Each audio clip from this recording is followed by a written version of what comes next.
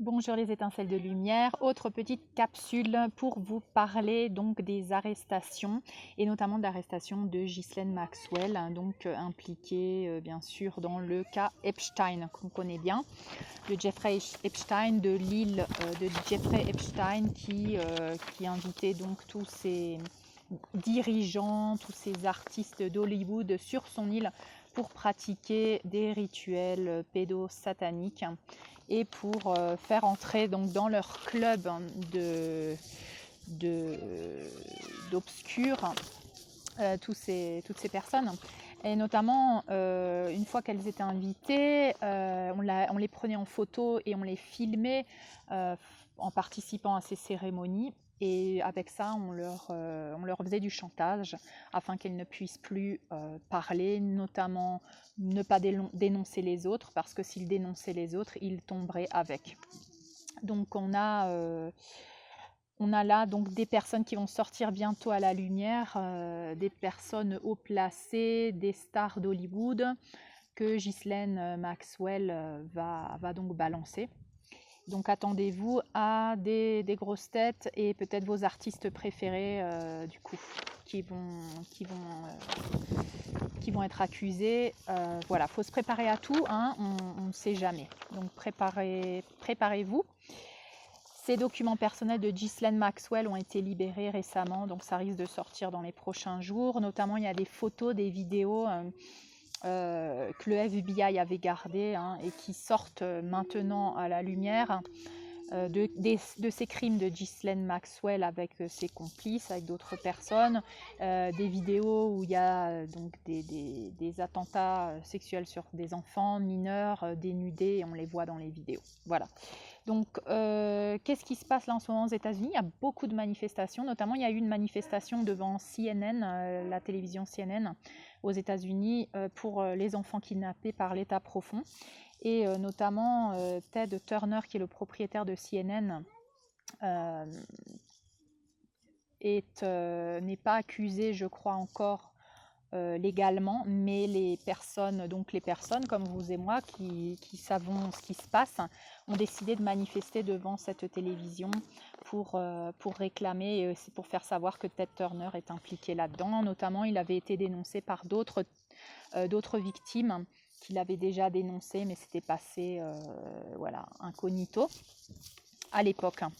Donc Ted Turner, qui est un pédosataniste et qui est également pour la réduction de la population, donc du plan de Bill Gates. Et également à Los Angeles, le 31 juillet, il y a eu des manifestations contre le trafic d'êtres humains. Et il y a aussi, donc vous pouvez voir toutes ces informations sur ma page Stéphanie Fabigena Nova Gaia 5D. D'accord, ma page, pas ma page personnelle, cette page-là, que je vais mettre d'ailleurs en lien en bas dans la description. D'accord, vous pouvez voir tout ce que je vais parler ici.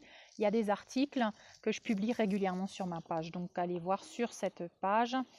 L'étoile de boulevard, de Hollywood Boulevard, là où il y a toutes les étoiles des stars sur le sol, je ne sais pas si vous connaissez, notamment il y a des gens qui ont commencé à barrer, à faire des graffitis sur les étoiles, notamment celle de Tom Hanks, et d'écrire pédophile. Donc on voit bien là l'éveil des consciences dans le monde entier, notamment maintenant aux États-Unis. On voit l'éveil de conscience de la population, donc c'est réel, c'est vraiment réel.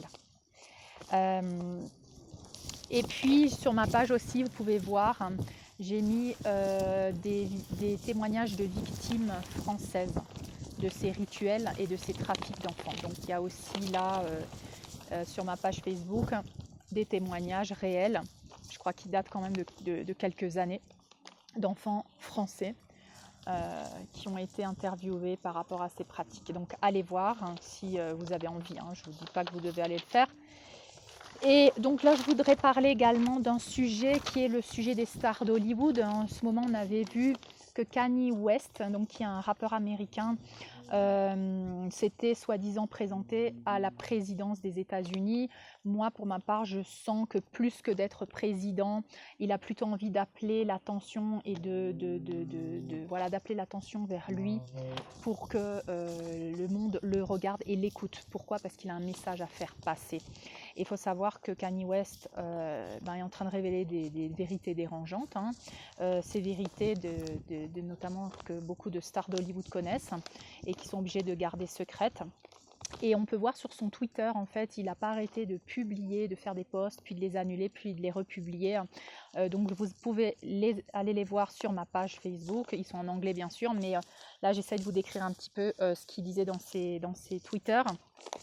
Donc dans un de ses tweets, il dit que Michael Jackson nous avait prévenu au sujet de Tommy Mottola.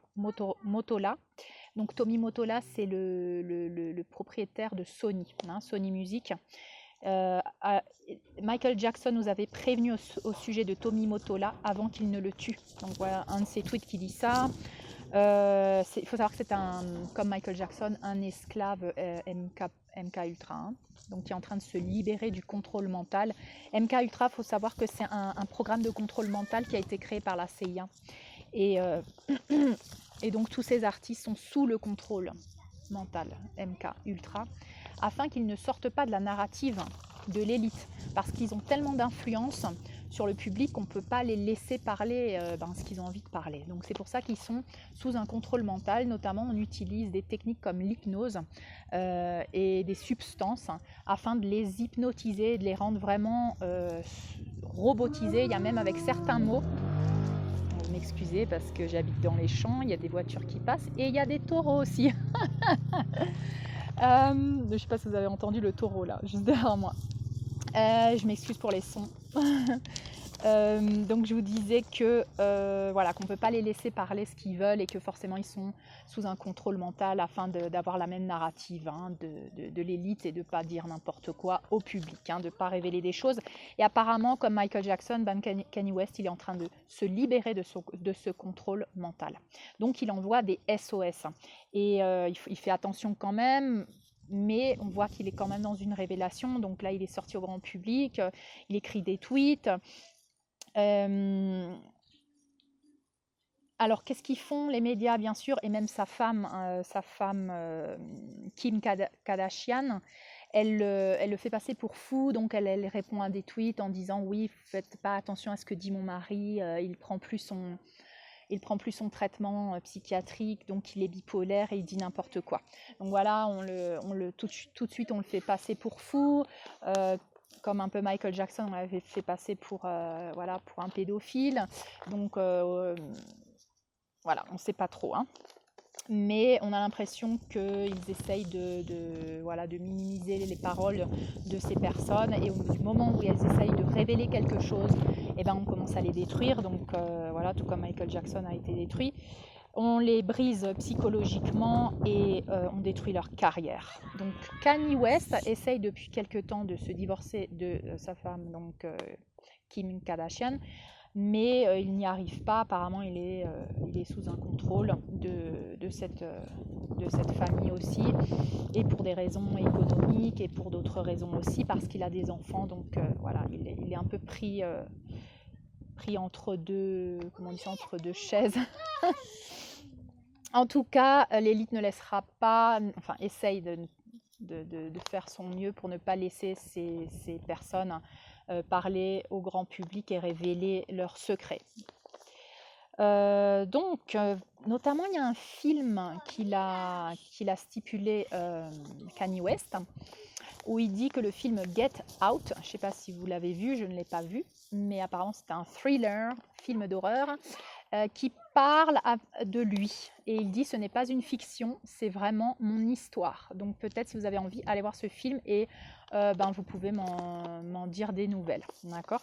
Donc apparemment c'est son histoire. Il dit qu'ils veulent l'enfermer comme Nelson Mandela. Donc là il serait dans une de ses résidences. Enfermé et il a peur que sa femme arrive avec les docteurs pour le remettre sous le traitement.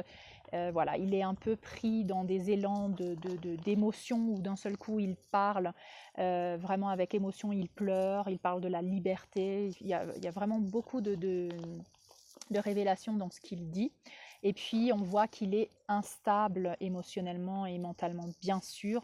Allez savoir comment c'est que de savoir autant de vérité atroce et d'avoir été sous le silence, d'avoir été sous médicaments. Donc quand tout ça se monte à la surface, c'est-à-dire quand tu arrêtes les médicaments, tout ça remonte à la surface et forcément ça fait vraiment comme une soupape qui explose et donc on peut comprendre pourquoi il est aussi déstabilisé.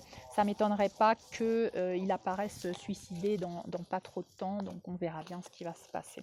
En tout cas, c'est un fervent... comment on dit ça, il adore Donald Trump, il a fait des apparitions avec lui, on voit bien qu'il le soutient. Voilà, parce que, à mon avis, comme Donald Trump, ils sont en train de révéler des vérités dérangeantes. Donc, par rapport à Michael Jackson aussi, je voulais faire un petit topo sur Michael Jackson. Moi qui étais une fan de Michael Jackson, et plus qu'une fan, j'avais une connexion très particulière avec lui. J'avais vraiment l'impression qu'on venait de la même planète. J'avais depuis petite, c'était ma première, le premier artiste que j'écoutais. Je traduisais toutes ses chansons. J'étais vraiment appelée par son énergie et par son essence. Tellement que même mon premier fils, là, qui a 11 ans, je lui disais, quand il était petit, je lui faisais écouter les chansons de Michael, je lui traduisais, je lui disais c'est ton oncle, c'est tonton Michael. Donc j'avais vraiment une connexion très forte avec Michael Jackson. Et voilà. Et donc je voulais parler de lui, que c'est un esclave MK Ultra aussi, donc qui a été soumis à ce contrôle de la CIA. On a vu notamment sur ma page, vous pouvez aller voir, son clip qui a été censuré. C'est un clip qui était à la fin de Black or White. Et il se transforme en panthère noire, donc il descend un escalier, il se transforme en panthère noire. Là, on voit une voiture avec des signes maçonniques et Illuminati, notamment le 666. Et on voit qu'avec un bâton, il détruit cette voiture, il brise la glace avec des cris. Et ça, c'est vraiment, pour lui, c'était le symbolisme. Vous savez que l'élite utilise beaucoup de symbolisme. Donc lui, là, il reprend son pouvoir, il brise ses chaînes. Il détruit les symboles maçonniques et Illuminati et il reprend son pouvoir. Et à partir de là, il a commencé à révéler. Et notamment, il y a un discours qu'il a fait après un concert où il a une petite pancarte qui dit « Sony tue la musique ». Et il fait ce discours. Vous pouvez le trouver, tout ça sur ma page Facebook. Donc je vais vous lire, je l'ai traduit le discours, d'accord. Et là, il dit « Les compagnies de musique, comme Sony, prennent avantage sur les artistes. Je leur ai généré plusieurs billions de dollars, donc à Sony. Et ils pensaient que je n'étais que focalisée sur la musique et la danse, mais ils n'ont jamais pensé que l'artiste que je suis puisse penser à eux, c'est-à-dire à ce qu'ils faisaient eux. Ne les laissons pas emmener ou détruire ce que nous sommes en train de créer. Maintenant, je suis libre. Je ne dois à Sony qu'un seul album encore. Je laisse Sony. Je suis un être libre à présent. Je suis d'ailleurs le propriétaire de la moitié de Sony. Et ils sont très en colère avec moi. Mais je leur ai donné beaucoup de bons business. Alors leur façon de se venger parce que je pars est de tenter de détruire mon album. Mais je dis toujours que le bon art ne meurt jamais. Je ne devrais pas dire ce que je suis en train de dire, mais je me dois de vous le révéler. Mariah Carey, après s'être divorcée de Tommy, donc Tommy Mottola, le propriétaire de Sony, est venue chez moi en pleurs et elle m'a dit que cet homme est maléfique, qu'il me suit, il espionne mon téléphone, il est très mauvais et je ne lui fais pas confiance. Il est un être humain horrible. Elle a également dit « Nous devons continuer notre travail jusqu'à ce qu'il soit mis hors circuit. Nous ne pouvons pas permettre qu'il fasse cela à des grands artistes. Non. » Et là, Michael Jackson, à la fin de son discours, il termine ce discours en disant « Mais je vous promets encore que le meilleur est à venir. » Donc encore une parole, ces mêmes paroles qu'utilise Donald Trump. C'est « Le meilleur est encore à venir. » Donc voilà, ça c'était le discours de Michael Jackson que je voulais partager avec vous. qui est très très révélateur. D'ailleurs, il y a beaucoup de chansons de Michael Jackson qui sont vraiment moi je dirais des portails, hein, pour ouvrir nos consciences. Et c'est d'ailleurs grâce à lui, je dirais, que moi depuis petite, j'étais aussi connectée, j'étais vraiment connectée à ses chansons et il m'a beaucoup aidée. D'ailleurs, je voudrais lui rendre hommage. Il m'a beaucoup aidé dans ce processus à me sentir moins seule, à me sentir épaulée par d'autres, parce qu'à cette époque-là, on n'avait pas d'amis forcément avec qui parler. Et à travers lui, moi, je me sentais comprise et je sentais qu'on avait quelque chose en commun, qu'on travaillait pour les mêmes causes. Donc je nie pas toute la souffrance qu'il a dû endurer. Il faut savoir que lui aussi, il a été abusé quand il était petit. Il a été soumis donc à ces différents rituels. Et si jamais il avait qu'il avait participé, ne serait-ce qu'une seule fois, qu'il avait été sur l'île d'Epstein, aujourd'hui, moi, j'ai vraiment fait le travail d'acceptation, de pardon aussi, et en sachant qu'on n'est pas dans leurs bottes. Tu sais pas toi si tu étais un artiste comme ça et qu'on t'avait mis dans une situation comme ça, t'en sais rien. Parce que si tu as été petit, que tu as été également abusé, que tu as été torturé comme ça et qu'on t'a fait ces choses-là, tu sais pas comment tu réagirais en tant qu'adulte. Ça doit être très difficile de rompre les schémas. Et en plus des attaques psychiques, en plus du contrôle mental, voilà, je pense que c'est très difficile de s'en libérer. Donc ils ont fait du mieux qu'ils ont pu. Il y en a un autre encore qui a essayé comme ça du mieux qu'il a pu, c'est Isaac Kapi, que vous trouvez aussi sur ma page, un article sur lui, qui a révélé également. Et il a dit à un moment donné, juste avant de mourir en fait, donc on ne sait pas, il s'est suicidé, on ne sait pas s'il s'est suicidé ou s'il a été suicidé, mais c'est notamment lui qui avait pris des photos du hammam sur l'île de Epstein, du hammam où les petites filles préparaient le hammam, des petites filles entre 8 et 12 ans, quoi. Et il avait pris des photos, il les avait publiées sur les réseaux sociaux, hein. Et il avait commencé à parler, notamment, il avait donné des noms, Tom Hanks. Et avant de mourir, en fait, il avait écrit un post où il disait que et quand tu te rends compte que tu fais partie d'eux. Et là, voilà, c'était la fin. Donc faut savoir, il faut avoir de la compassion, il faut comprendre, il faut se mettre à leur place. Tu sais pas comment tu aurais réagi si tu étais à leur place, donc on peut pas vraiment juger. Et vaut mieux être dans l'acceptation, voilà, et dans le détachement, surtout si on découvre qu'une de vos stars préférées était parmi eux, ont pratiqué ou ont fait des rituels, ont participé, ne serait-ce qu'une fois. Je veux dire, si tu es invité, que tu as un rituel comme ça et que tu es dans le flow du truc, je sais pas, peut-être qu'il te donne une substance, j'en sais rien. Et puis tu rentres à la maison le soir et tu te dis merde, mais qu'est-ce que j'ai fait, quoi. Alors je te dis pas que tu as violé quelqu'un ou quoi, mais que voilà, ne serait-ce que tu as participé, que tu as regardé ou qu'il s'est passé le truc, à mon avis, tu es en état de choc pendant plusieurs jours jusqu'à ce que tu te rends compte de ce qui s'est passé vraiment. Et une fois que tu veux révéler, tu peux pas parce qu'en fait, tu as été filmé, que tu étais présent pendant ce truc, quoi.